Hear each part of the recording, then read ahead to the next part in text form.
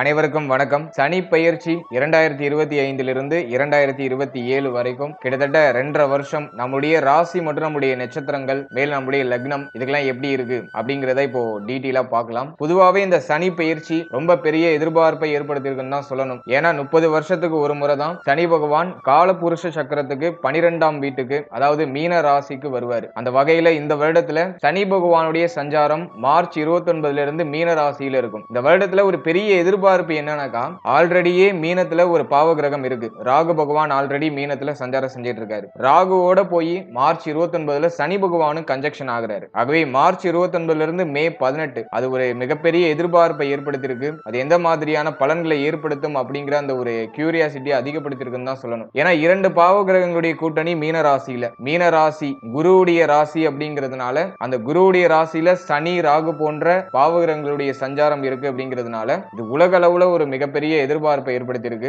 ஏன்னா காலபுருஷ சக்கரத்துக்கு 12ஆம் இடம் அப்படிங்கிறது அயன சயன போகஸ்தானம் சொல்லுவோம். இந்த இடங்கள்ல பாவ கிரகங்கள் இருக்கும்போது அது ஒரு அமைதியற்ற சூழலை ஏற்படுத்துறதுக்கு வாய்ப்புகள் அதிகம். அயன சயன போகஸ்தானம் அப்படிங்கிறது நல்லா சாப்பிடுறது, நல்லா தூங்குறது, பிடிச்ச விஷயங்களை பிடிச்ச மாதிரி செய்யறது, மேலும் அந்த அமைதி, ஒரு பற்றற்ற நிலை, இது எல்லாமே இந்த 12ஆம் இடத்திற்கு உரிய ஒரு காரகத்துவமா இருக்கு. இந்த இடத்துல பாவ கிரகங்கள் இருக்கும்போது இப்ப சொன்ன விஷயங்கள் எல்லாத்திலையும் மாற்றங்கள் ஏற்படுத்துவாரு. அது ஒரு மாதிரி குழப்பங்களை பண்றதுக்கு வாய்ப்புகள் அதிகமா இருக்கு. அதுலயும் மார்ச் 29 இருந்து மே 18 உலகளாவிய அளவுல ஒரு சில மாற்றங்கள், ஒரு சில பாதிப்புகள் ஏற்படுறதுக்கு வாய்ப்புகள் அதிகம். சாஸ்திரப்படி இது ஒரு முக்கியமான இன்டிமேட்டா இருக்கு. இப்போ இந்த 2025 to 2027 நம்முடைய ராசி மற்றும் நம்முடைய நட்சத்திரம், நம்முடைய லக்னம் இது மூணுக்கும் இந்த சனி பெயர்ச்சி எப்படி இருக்கு அப்படிங்கறத இப்போ கொஞ்சம் டீடைலா பார்க்கலாம். வீடியோவை ஸ்டார்ட் பண்றதுக்கு முன்னாடி நீங்களும் நம்ம சேனலை சப்ஸ்கிரைப் பண்ணாம இருந்தீங்கன்னா மறக்காம சப்ஸ்கிரைப் பண்ணிக்கோங்க. அப்படியே பக்கத்துல இருக்க பெல் சிம்பலை கிளிக் பண்ணிக்கோங்க. அப்பதான் நாங்க போற இது போல பயனுள்ள பதிவுகள் உங்களுக்கு உடனுக்குடனே நோட்டிபிகேஷனாக கிடைக்கும். இப்போ இந்த சனி பெயர்ச்சி சிம்ம ராசிக்காரர்களுக்கு எப்படி இருக்கு அப்படின்னு பார்த்தோம்னா, சிம்ம ராசியை பொறுத்தளவுல இப்போ நமக்கு கண்டக சனி நடந்துகிட்டு இருக்கு. கண்டக சனியில இருந்து அஷ்டம சனியா மார்ச் 29க்கு மேல சனி பகவான் டிரான்சிட் ஆக போறாரு. பொதுவா அஷ்டம சனி பல வகையில நமக்கு வீக்கான பலன்களை தான் கொடுக்கும். ஆனா சிம்மத்தை பொறுத்தளவுல சனி பகவான் 6-7 கூடியவனா வருவார். 6ஆம் அதிபதி அஷ்டமத்தில் இருக்கிறது திடீர் விபரீத ராஜயோகம், அது ஒரு வகையில நமக்கு ஃபேவர் பண்ணும். அதே போல 7ஆம் அதிபதி அஷ்டமத்தில் இருக்கிறது குற்றம் தான். அதுலயும் மோஸ்ட்லி பார்த்தோம்னா சனிக்கும் சூரியனுக்கும் சுத்தமா ஆகாது. சூரியன் நம்முடைய ராசிநாதன், நம்முடைய ராசிநாதனுக்கும் சனிக்கும் சுத்தமா ஆகாது. அது ஒரு மைனஸ் பாயிண்டா இருக்கு. 6ஆம் அதிபதி அஷ்டமத்தில் இருக்கிறது ஒரு வகையில நமக்கு ஃபேவர் பண்ணும். மற்றபடி எல்லாமே வீக்கா தான் இருக்கு. ஆகவே சிம்மத்தை பொறுத்த வரைக்கும் சில விஷயங்கள்ல நல்ல பலன்களை நம்ம எதிர்பார்க்கலாம். ஆனா மோஸ்ட்லி நம்ம இந்த டைம் பீரியட்ல கவனமா தான் செயல்பட வேண்டும். அதே சமயத்துல அஷ்டம சனி வந்துடுச்சு, எல்லாமே நமக்கு நெகட்டிவா தான் நடக்கும், அஷ்டம சனியில பல வகையான பாதிப்புகள் ஏற்படும் அப்படின்னு யாரும் இந்த அஷ்டம சனி பயத்துக்குள்ள இருக்க வேண்டாம். சனி பகவான் நீதிக்காரகன், சனியை போல கொடுப்பாரும் இல்லை, சனியை போல கெடுப்பாரும் இல்லை அப்படிங்கிற ஒரு கான்செப்ட் எல்லாம் இருக்கு. சனியை பொறுத்தளவுல ஒரே ஒரு ரூல் மட்டும்தான், நம்ம கரெக்டா எல்லா விஷயத்திலையும் கொஞ்சம் எக்ஸ்ட்ரா கேர் எடுத்து கவனம் செலுத்தி செயல்பட்டாலே அஷ்டம சனியுடைய பாதிப்பு மேக்சிமம் நமக்கு இருக்காது. சனி பகவான் சோதனைக்கான கிரகம். இந்த அஷ்டம சனியில நம்மள பல வகையில சோதனை செஞ்சு பார்ப்பாரு. செக் பண்ற ஒரு கிரகமே சனி பகவான் தான். நவ கிரகங்கள்லயே சனி பகவானுக்கு மட்டும் தான் எல்லாருமே பயப்படுவாங்க. ஆனா சனி பகவான் கர்ம வினைகளுக்கு ஏற்ப நமக்கு பலன்களை கொடுக்கக்கூடியவர். ஒரு சோதனைக்கான கிரகம். நமக்கு பல வகையில புதுசா ஏதாச்சும் ஒரு விதமான பாரங்களை கொடுத்து நம்மள செக் பண்ணி பார்ப்பாரு. இந்த பாரத்தை இவங்களால சுமக்க முடியுதா, ஒரு இக்கட்டான சூழ்நிலையில இவங்க எப்படி ரியாக்ட் ஆகுறாங்க, ஒரு இக்கட்டான சூழ்நிலையும் ஒரு நேர்மையான பாதையை தேர்ந்தெடுத்து போறாங்களா அப்படிங்கிற அந்த ஒரு செக்கிங் மைண்ட் செட் உள்ளதுதான் சனி பகவான் அப்படின்னு நம்ம சொல்லுவோம். ஆகவே இந்த அஷ்டம சனி அப்படிங்கிறது நம்மள பல வகையில செக் பண்ண போது, பல வகையான அனுபவ பாடங்களை கொடுக்க போது அப்படிங்கறத நம்ம அண்டர்ஸ்டாண்ட் பண்ணிக்கணும். பொதுவா இந்த அஷ்டம சனி கொஞ்சம் மோசமான சனி அப்படின்னு சொல்லுவாங்க. ஏன்னா சனி 7.5 சனியா 7.5 வருஷத்துல கொடுக்க வேண்டிய பலன்களை அஷ்டம சனி 2.5 வருஷத்துல கொடுக்கும். அதோட பிரஷர் எந்த அளவுக்கு இருக்கும் அப்படிங்கறத நீங்க கொஞ்சம் யோசிச்சு பாத்துக்கோங்க. இருப்பினும் யாரெல்லாம் கரெக்டான பாதையில எந்த ஒரு தவறுதலும் பண்ணாம அறத்தின் பக்கமா பயணிக்கிறாங்களோ அவங்களுக்கு நிச்சயமா எந்த ஒரு பாதிப்பும் வராது. அஷ்டம சனியில நான் அப்படிங்கிற அந்த ஒரு அகங்காரம் இருக்கக்கூடாது. எந்த விஷயத்திலையும் நான் அப்படிங்கிற ஒரு அகங்காரம் இருக்கக்கூடாது. நாம் அப்படிங்கிற அந்த ஒரு ஒன்றிணைக்கப்பட்ட அந்த வார்த்தைகளை நம்ம அதிகமா பயன்படுத்தணும். அந்த மைண்ட் செட்டோட தான் நம்ம டிராவல் பண்ணணும். எந்த ஒரு விஷயத்திலையும் இந்த ஒரு கர்வமான மனநிலை, நான் ஒரு பெரிய ஆளு அப்படிங்கிற மாதிரி அந்த ஒரு மைண்ட் செட் அதிகமா வந்துச்சுன்னா அது எப்படியும் நமக்கு ஒரு பெரிய வீழ்ச்சியை கொடுக்கறதுக்கு வாய்ப்புகள் இருக்கு. அஷ்டம சனியில அடக்கம், பக்தி, நிதானம், பொறுமை, யாரா இருந்தாலும் மதிப்பு மரியாதை கொடுக்கணும். முக்கியமா பெற்றோர்கள், வயதானவர்கள் இவர்களுக்கெல்லாம் ரொம்ப அதிகமா மதிப்பு மரியாதை கொடுக்கணும். அவங்க மேல அதிகமா கேர் எடுத்துக்கணும். மற்றபடி ஃபேமிலி, நம்முடைய பொருளாதாரம், நம்முடைய ஜாப் எல்லாத்துலயும் சின்சியரா இருக்கணும், கவனமா இருக்கணும். எல்லாத்துலயும் கொஞ்சம் எக்ஸ்ட்ரா கேர் எடுத்து நம்மளுடைய 100% எஃபோர்ட்டா அதுல கொடுக்கணும். அப்படி நம்ம நல்லா டெடிகேஷனா இருந்தோம்னாக்கா அந்த அஷ்டம சனி நமக்கு நிச்சயமா வளர்ச்சியை மட்டும்தான் கொடுக்கும், பாதிப்புகளை கொடுக்காது. கோச்சார ரீதியா ஏற்படக்கூடிய இந்த கிரக மாற்றங்கள் மன ரீதியா ஒரு மாதிரி தாக்கத்தை கொடுக்கும். மன ரீதியா ஒரு மாதிரி கொஞ்சம் அமைதி இல்லாம ரொம்ப ஒரு பிரஷரா போற மாதிரி ஒரு ஃபீலை கொடுக்கும். அதெல்லாம் எப்படி ஹேண்டில் பண்ண போறோம், எப்படி நம்ம பிளான் பண்ணி டிராவல் பண்ண போறோம் அப்படிங்கிற விஷயத்துல தான் நமக்கு பாதிப்புகள் அதிகமா இருக்குமா, பாதிப்புகள் நார்மலா இருக்குமா அப்படிங்கிற அந்த ஒரு விஷயங்கள்லாம் அடங்கும். எனவே என்ன பொறுத்த வரைக்கும் இந்த அஷ்டம சனி நமக்கு ஒரு விதமான புதுவிதமான அனுபவ பாடங்களை கொடுக்கும். வாழ்க்கைக்கு ரொம்ப முக்கியமான அனுபவ பாடங்களை அந்த அஷ்டம சனி காலகட்டத்தில் நம்ம உணர்ந்து கொள்ளலாம். நம்மளை சுற்றி என்ன நடக்குது, நம்மளை சுத்தி யாரெல்லாம் ஃபேக்கான பீப்புளா இருக்காங்க, உண்மையான மனிதர்கள்லாம் யாரு, நம்மளை ஏமாத்துறவங்க எல்லாம் யாரு, லைஃப்ல நம்ம நெக்ஸ்ட் லெவலுக்கு போறதுக்கு நம்ம என்ன பண்ணணும் அப்படிங்கிற அந்த ஒரு புரிதல், இதெல்லாம் அந்த அஷ்டம சனி காலகட்டத்தில் நமக்கு கிடைக்கும். அஷ்டமம் அப்படிங்கிறது ஒரு துஸ்தானம். துஸ்தானத்துல 6ஆம் இடத்து அதிபதி சஞ்சாரம் செய்யறது ஒரு விபரீத ராஜயோகம். இந்த விபரீத ராஜயோகத்தின் மூலமா ஒரு சிலருக்கு வெளிநாட்டு யோகம் ஏற்படுறது வாய்ப்பு இருக்கு. இருப்பினும் நீங்க வெளிநாடே போனாலும் போற இடத்துல ரொம்ப கவனமா இருக்கணும், நிதானமா இருக்கணும். வெளி மாநிலம் அப்படி இல்லைன்னா வெளியூர், சொந்த ஊர்ல இருக்க முடியாது. ஒரு இடத்துல இருந்து இன்னொரு இடம் ஷிஃப்ட் ஆகுற மாதிரி ஒரு சிச்சுவேஷன்ஸ் கிரியேட் ஆகும். அது ஆல்மோஸ்ட் நமக்கு ஃபேவரா இருக்கும். இடமாற்றம் ஏற்படும் போது மனநிலையில ஒரு மாதிரி நல்ல மாற்றங்கள்லாம் ஏற்படும். அது நமக்கு ஒரு ஆறுதலை கொடுக்கக்கூடியதாக இருக்கும். ஆகவே இந்த 6ஆம் அதிபதி 8ஆம் இடத்துல இருக்கிறது திடீர் விபரீத ராஜயோகம். நீங்க எதிர்பார்க்காத விஷயம் எதிர்பார்க்காத டைமிங்ல கிடைக்கும். நீங்க எதிர்பார்க்கிற விஷயம் டிலே ஆகிற மாதிரி இருக்கும். ஆனா நீங்க எதிர்பார்க்காத விஷயம் நீங்க எதிர்பார்க்காத டைமிங்ல கிடைச்சு அது உங்களுக்கு ஒரு மன அமைதியும் மன நிம்மதியும் பெற்றுக் கொடுக்கும். ஆனா மோஸ்ட்லி பார்த்தோம்னா அஷ்டம சனி நம்மள வீக் தான் பண்ணும். அதுல எந்த ஒரு ஒளியும் மறைவும் கிடையாது. சாஸ்திரங்கள்ல என்ன சொல்லப்பட்டிருக்கோ அதை நான் ஓபன் டு ஓபனா சொல்லணும்னு நினைக்கிறேன். ஆகவே மைனஸான பாயிண்ட் அதிகமா இருக்குன்னு நினைச்சு யாரும் தயவு செஞ்சு வருத்தப்படாதீங்க. என்ன இருக்கு, டிரான்சிட்லாம் எப்படி இருக்கு அப்படிங்கறத நான் ஓபனா சொன்னாதான் உங்களுக்கு ஒரு புரிதல் உங்களுக்கு கிடைக்கும். அடுத்து நம்ம எப்படி பிளான் பண்ணலாம், அடுத்த 2 வருஷத்தை நம்ம எப்படி பிளான் பண்ணி மூவ் ஆன் பண்ணலாம் அப்படிங்கிற ஒரு கிளியர் மைண்ட் செட் கிடைக்கும். ஆகவே தான் நான் எல்லாத்தையும் ஓபன் டு ஓபனா மைனஸா இருக்கிறத மைனஸாவும் பிளஸா இருக்கிறத பிளஸாவும் நான் டைரக்டா சொல்றது. உங்களை காயப்படுத்தணும் அப்படிங்கிற எந்த ஒரு நோக்கத்திலையும் நான் சொல்லல. டிரான்சிட்லாம் இப்படி இருக்கு, நம்ம அதுக்கு தகுந்த மாதிரி அதை நம்ம அண்டர்ஸ்டாண்ட் பண்ணிக்கிட்டு நம்மளுடைய பிளான்லாம் வச்சுக்கிறது நல்ல பலன்களை பெற்றுக் கொடுக்கும். அட்லீஸ்ட் அதோட தாக்கத்தையாச்சும் நம்ம ஓரளவுக்கு கண்ட்ரோல் பண்ணலாம். அஷ்டம சனியில மன ரீதியாகவும் உடல் ரீதியாகவும் ஒரு மாதிரி டிஃபரெண்டான ஒரு எக்ஸ்பீரியன்ஸ் இந்த டைம் பீரியட்ல கிடைக்கும். அதுதான் நம்ம அஷ்டம சனின்னு சொல்லுவோம். அதோட தாக்கத்தை நம்மளால கம்மி பண்ண முடியும். ஆனா அதோட தாக்கமே இல்லாம நம்மளால மூவ் ஆன் பண்ண முடியாது. சோ அதை நீங்க நல்லா அண்டர்ஸ்டாண்ட் பண்ணிக்கணும். அதோட தாக்கத்தை கம்மி பண்றதுக்கு நம்ம என்னெல்லாம் பண்ணணுமோ அதெல்லாம் ஜஸ்ட் நம்ம ஃபாலோ பண்ணாக்கா போதும். அதனாலதான் நான் மைனஸான விஷயத்த மைனஸா அப்படியே ஓப்பனா சொல்றேன். ஆகவே அஷ்டம சனியில நிறைய விஷயம் மைனஸா இருக்கேன்னு நினைச்சு கவலைப்பட வேண்டாம். அப்படியே தசா புக்திக்கு ஏற்பதான் அந்த அஷ்டம சனி ரியாக்ட் ஆகும். அதுவும் ஒரு கான்செப்ட் இருக்கு. அது வீடியோட எண்டிங்ல உங்களுக்கு ஒரு கிளியாரிட்டி கொடுத்திருக்கேன். இப்போ அஷ்டம சனி இயல்பா என்ன பண்ணும், சனி அஷ்டமத்துல இருக்கும்போது தேவையில்லாத கெட்ட பேர்களை ஏற்படுத்துறதுக்கு வாய்ப்பு இருக்கு. ஆகவே தேவையில்லாத விஷயங்களை நம்ம தலையிடாம இருக்கிறது நல்லது. முடிஞ்ச அளவுக்கு அன்வான்டட் விஷயங்கள்ல நம்ம தலையிடக்கூடாது. அதே போல இந்த வம்பு வழக்கு, இந்த கோர்ட் கேஸ் இது சார்ந்த விஷயங்கள்ல இறங்கக்கூடாது. அடுத்தது மெயினா பாத்தீங்கன்னா யாருக்கும் ஜாமீன் கையெழுத்து போடக்கூடாது. இந்த டைமிங்ல உங்களுக்கு ஏதோ ஒரு வகையில அது இழுத்துட்டு வந்து விடும். கையெழுத்து போடுற மாதிரி ஏதாச்சும் ஒரு சூழ்நிலை இழுத்துட்டு வந்து விடுறது வாய்ப்புகள் அதிகம். சோ அதுல நம்ம கொஞ்சம் கவனமா இருந்துக்கணும். இந்த அஷ்டம சனியில மேக்சிமம் ஃபேமிலியை விட்டு கொஞ்சம் பிரிஞ்சு இருக்கிறது நல்லது. தொழில் நிமித்தமாகவும் உத்தியோக நிமித்தமாகவும் ஃபேமிலியை விட்டு கொஞ்சம் டிஸ்டன்ஸ்ல இருக்கிறது நல்லது. ஏன்னா அஷ்டமத்துல சனி பகவான் சஞ்சாரம் செய்யும் பொழுது அது ஒரு மாதிரி தேவையில்லாத மன உளைச்சலையும் மன வருத்தத்தையும் கொடுக்குது. அது ஃபேமிலி, குழந்தைகள், பிள்ளைகள் சம்பந்தமான விஷயம், குழந்தை பாகியம் சார்ந்த விஷயம், பூர்வீகம் சம்பந்தமான விஷயம், இதுல எல்லாம் ஒரு மாதிரி குழப்பத்தை பண்ணுது. அதனால இதோட டச் அப் இல்லாம கொஞ்சம் நம்ம டிஸ்டன்ஸ்ல இருக்கிறது நல்லது. அடுத்து அஷ்டம சனியில ரொம்ப கேர் எடுக்க வேண்டிய பார்ட் எதுனா நம்முடைய உடல் ஆரோக்கியம், மன ஆரோக்கியம், முக்கியமா ஹெல்த். உடல் ஆரோக்கியம் சார்ந்த விஷயங்கள்ல ரொம்ப கவனமா இருக்கணும். எதுலயும் அலட்சியம் இல்லாம இருக்கணும். அஷ்டம சனியில மோஸ்ட்லி பார்த்தோம்னாக்கா உடல் ஆரோக்கிய ரீதியா பாதிப்புகள் பலருக்கு ஏற்படுது. அதனால ஹெல்த் சம்பந்தப்பட்ட எல்லா விஷயத்திலும் கவனமா இருந்துக்கோங்க. எதுலயும் கேர்லெஸ்ஸா இருக்காதீங்க. அதேபோல மன ஆரோக்கியத்துக்கு அதிகமான முக்கியத்துவம் கொடுக்கணும். மனமானது அமைதிப்படாம ஏதோ ஒரு மாதிரி அப்படியே அலைபாஞ்சுக்கிட்டே இருக்கும். எதையாச்சும் ஒரு விஷயத்தை போட்டு குழப்பிக்கிட்டே இருக்கும். ஒரு தெளிவான ஒரு மனநிலை கிடைக்காது. ஏதோ உங்க மனசுல பெரிய பாரம் இருக்கிற மாதிரி ஒரு மாதிரியான ஃபீல் அப்படியே இருந்துகிட்டே இருக்கும். ஆகவே மன ஆரோக்கியத்தை நம்ம செம்மைப்படுத்தணும். அதுக்கு நம்ம என்னெல்லாம் பண்ணலாம்னா நல்லா மெடிடேஷன் பண்ணுங்க, ரெகுலர் ஆக்டிவிட்டியில சரியா ஃபோக்கஸ் பண்ணுங்க, நிறைய மூச்சு பயிற்சி பண்ணுங்க, நல்லா ஆக்சிஜன் நம்மளுடைய மூளைக்கு போயிட்டு வர மாதிரி நல்லா மூச்சு பயிற்சி பண்ணுங்க. ஸோ இதெல்லாம் பண்ணாலே மனமானது ஓரளவுக்கு நியூட்ரல் ஆகும். ஸோ அதுல எல்லாம் கொஞ்சம் ஃபோக்கஸ் பண்ணிக்கோங்க. ஹெல்த் சம்பந்தமான எல்லா விஷயத்திலையும் கவனம் வேண்டும். அதே போல மன ஆரோக்கியம் சார்ந்த விஷயங்களையும் நம்ம கொஞ்சம் விழிப்புணர்வோடு இருக்கிறது நல்லது. எதையும் நினைச்சு அலட்டிக்காம கவலைப்படாம எல்லாமே ஒரு மாற்றத்திற்குரியது அப்படிங்கிற ஒரு விஷயத்தை மட்டும் மைண்ட்ல வச்சு நம்ம டிராவல் பண்ணிட்டே இருக்கணும். அடுத்தது பார்த்தோம்னா சனியுடைய 3ஆம் பார்வை நம்முடைய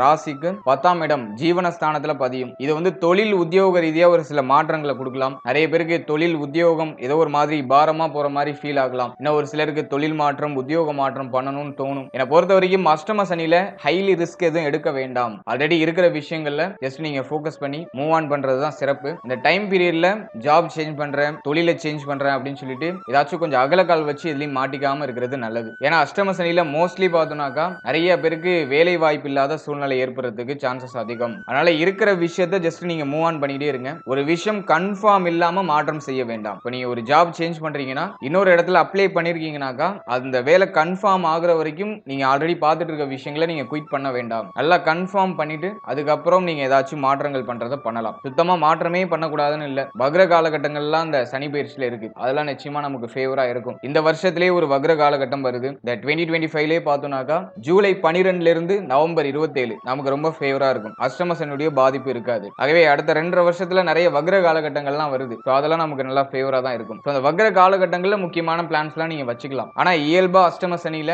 ஹைலி ரிஸ்க் எடுக்காம இருக்கிறது நல்லது. முக்கியமா தொழில் உத்தியோகம் இது சம்பந்தமான விஷயங்கள்ல. அதே போல இன்வெஸ்ட்மெண்ட் சம்பந்தமான விஷயங்கள ரொம்ப கேர்ஃபுல்லா இருக்கணும். நீங்க ஏதாச்சும் இன்வெஸ்ட்மெண்ட் பண்றீங்கன்னா கொஞ்சம் அலர்ட்டா கவனமா எல்லாத்தையும் ஒரு வாட்டிக்கு 3 வாட்டி கிராஸ் செக் பண்ணிட்டு பண்றது நல்லது. அடுத்தது 2ஆம் இடத்துல சனியுடைய பார்வை, அதுவும் சப்தம பார்வை பதியுது. சிம்மத்தை பொறுத்தளவுல ஆல்ரெடியே பார்த்தோம்னாக்கா ஃபேமிலி ரிலேட்டடா நிறைய குழப்பம், நிறைய பேருக்கு நிம்மதியற்ற சூழ்நிலை, என்ன பண்றதுன்னு புரியல, ஃபேமிலில ஒரு மாதிரி ரொம்ப பிரஷரா இருக்கு அப்படிங்கிற மாதிரி தான் 2024 போனிச்சு. அடுத்த 2.5 வருஷம் பார்த்தோம்னா சனியுடைய பார்வை 2ஆம் இடத்துல இருக்கும். அதுவுமே ஃபேமிலி ரிலேட்டடா ஒரு மாதிரி பிரஷரை தான் காமிக்குது. ஃபேமிலி கூட டைம் ஸ்பெண்ட் பண்றது கூட டைம் இருக்காது. அந்த மாதிரி ரொம்ப பிரஷரா போகும். கேது 2ஆம் இடத்துல இருந்து 2024ல நமக்கு நிறைய மன உளைச்சல குடும்ப ரீதியா குடும்ப வாழ்க்கை ரீதியா பல விதமான குழப்பங்களை சேர்த்தே கொடுத்தாரு. மே மாதத்துக்கு மேல இந்த 2025ல ராகு கேது பயிற்சி நமக்கு ஓரளவுக்கு ஃபேவரா இருக்கு. ஆனா சனியுடைய பார்வை 2ஆம் இடத்துல டைரக்டா பதியுது. எனவே இந்த ஃபேமிலி ரிலேட்டடான விஷயங்கள்ல கவனமா இருந்துக்கணும். அதிகமான வாக்குவாதங்கள் எழும்பி வரதுக்கான வாய்ப்புகள் இருக்கு. ஃபேமிலி மெம்பர்ஸ் கூட பேசும்போது கொஞ்சம் கவனமா இருக்கணும். ஆல்ரெடியே நிறைய பேருக்கு அப்படிதான் போயிட்டு இருக்கும். ஏன்னா வாக்கு ஸ்தானத்துல கேது, அது நிறைய கருத்து போராட்டம், கோபமான வார்த்தைகள், என்ன பேசுறோம்னு தெரியாம அவசரப்பட்டு வார்த்தைகளை விடுறது, இப்படிதான் எடுத்துட்டு போயிருக்கும். குரு பார்வையில கடந்த வருஷத்துல இருந்ததுனால அது ஓரளவுக்கு நியூட்ரலா இருந்துச்சுன்னு நம்ம எடுத்துக்கலாம். இப்ப சனியுடைய பார்வை 2ஆம் இடத்துல பதிகிறது. அது இந்த வாக்கு சம்பந்தப்பட்ட விஷயம், பேச்சுவார்த்தைகள் சார்ந்த விஷயம், குடும்பம், வீடு சம்பந்தமான விஷயம், இதுல எல்லாம் ஒரு மாதிரி குழப்பங்களை பண்றது வாய்ப்பு இருக்கு. சோ அதுல நம்ம கொஞ்சம் கவனம் செலுத்திக்கிறது நல்லது. முக்கியமா ஃபேமிலில நிறைய விரைய செலவு இருக்கும். ஃபேமிலியோட செலவு மட்டும் கண்ட்ரோலே பண்ண முடியாது. நம்மளும் நிறைய உழைப்போம், நிறைய எஃபோர்ட் போடுவோம். இருப்பினும் ஃபேமிலில இருக்க அந்த கமிட்மெண்ட்டை மட்டும் ஃபுல்ஃபில் பண்ண முடியலையே அப்படிங்கிற ஒரு வருத்தம் ஒரு பக்கமா இருந்துகிட்டு இருக்கும். அது மார்ச் 29க்கு மேல அதோட தாக்கம் கொஞ்சம் அதிகமா இருக்கிறது வாய்ப்பு இருக்கு. மார்ச் 29க்கு பிறகு ஃபேமிலி, நம்முடைய பேச்சு வார்த்தைகள், யாருக்காச்சும் நீங்க வாக்கு கொடுக்குறீங்கன்னா அது சம்பந்தப்பட்ட விஷயம், இதுல எல்லாம் கொஞ்சம் எக்ஸ்ட்ரா கேரோட இருக்கிறது நல்லது. அடுத்தது சனி பகவானுடைய பார்வை நம்முடைய ராசிக்கு 5ஆம் இடத்துல. 5ஆம் இடத்துல சனியுடைய பார்வை இருக்கும்போது இந்த குழந்தை பாகியம் சம்பந்தப்பட்ட விஷயங்கள ஒரு மாதிரி கலக்கங்களை கொடுப்பாரு. குழந்தை பாகியத்துக்கு ட்ரை பண்றீங்களா, மார்ச் 29க்கு மேல கொஞ்சம் எக்ஸ்ட்ரா கேர் வேணும். தடை தாமதத்தோட மருத்துவ செலவுகளோட வேணா ஒரு நல்ல செய்தி நமக்கு கிடைக்கலாம். இருப்பினும் அந்த குழந்தை பாகியத்துல ஒரு மாதிரி தடுமாற்றம், மன வருத்தம், குழந்தை பாகியம் சார்ந்த விஷயங்கள ஒரு மாதிரி மன உளைச்சல், நிறைய பேர் அதிகமா குழந்தை பாகியத்துக்கு செலவு செய்யறது,